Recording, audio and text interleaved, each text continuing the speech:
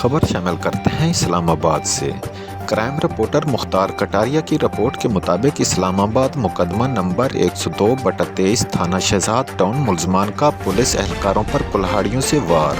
S H O ڈٹ گیا۔ S H O سمیت صرف 3 اہلکار موقع پر موجود تھے۔ ایس ایچ او کی مدعیت میں ایف آئی آر کا اندراج۔ ایف آئی آر میں قاتلانہ حملے کے ساتھ ساتھ دیگر سیکشن کے تحت درج کر کے گرفتار ہونے کے علاوہ دیگر ملزمان کی تلاش شروع کر دی گئی۔ ایس ایچ او تھانہ شہزاد ٹاؤن عظیم منہاس سرکاری زمین پر قبضہ کی کوشش ناکام بنا دی۔ مقامی زمین مالکان کا پولیس اہلکاروں پر تشدد۔